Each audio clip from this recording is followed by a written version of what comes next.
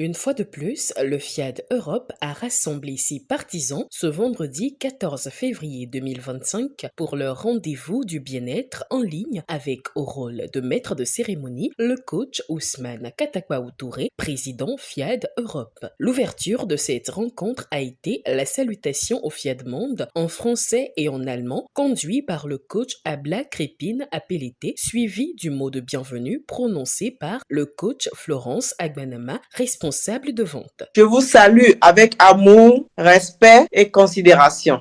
L'honneur me choisit ce soir de vous décréter la bienvenue à ce webinaire FIAD Europe. À chaque webinaire, j'acquiers de nouvelles connaissances, je reçois des informations qui m'exhortent, me motivent, m'encouragent, me transforment et je deviens de jour en jour une meilleure version de moi-même. Je vous décrète la bienvenue à ce webinaire. La rubrique suivante, le coach Catherine Agossou, ingénieure commerciale, a exprimé les raisons de son attachement profond pour l'association FIAD Monde. Comment ne pas aimer le FIAD? Le FIAD m'a relevé.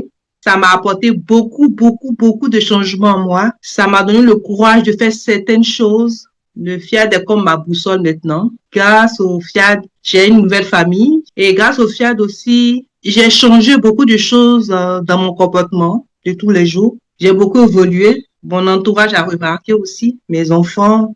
Et puis, grâce aux formations aussi, j'ai plus ciblé certaines choses que je pensais que je pouvais pas faire. En rappelant que cette journée du 14 février a été dédiée à l'amour, le coach Florence Onding, inspecteur de police à la retraite, a choisi de parler de l'amour selon la Bible à l'unique exhortation. Les Saintes Écritures disent que l'amour est patient. L'amour n'est pas envieux. L'amour ne se vante pas. L'amour ne s'enfle pas d'orgueil. Avec l'amour de Dieu, nous pouvons supporter la douleur, apaiser nos craintes, pardonner généreusement, éviter les querelles. Nous pouvons renouveler nos forces et bénir et aider les autres. L'amour doit faire partie intégrale de nous-mêmes parce que nous sommes amour. Dieu étant amour, il y a une parcelle de cet amour en chacun de nous. La thématique principale de cette rencontre est le bonheur personnel et conjugal orienté vers la gratitude. Pour être décortiqué, la parole est donnée au coach Rebecca Kokodé, pharmacienne biologiste. La gratitude permet de sécréter des hormones de bien-être qui déclenchent en nous une réjouissance, une joie, un plaisir, un bien-être tel que notre bonheur peut en devenir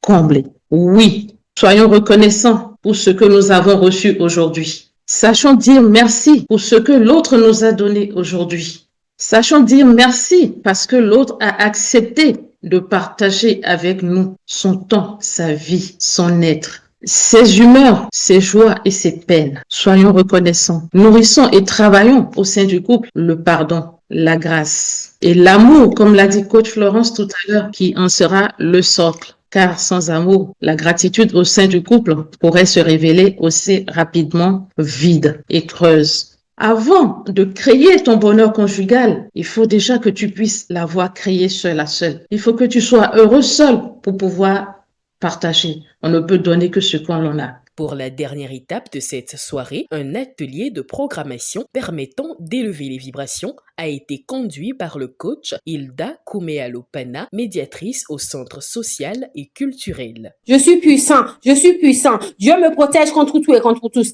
Dieu me protège contre tout et contre tous. Et c'est ainsi que s'est clôturée cette rencontre avec des connaissances utiles et des vibrations positives pour une transformation radicale de vie.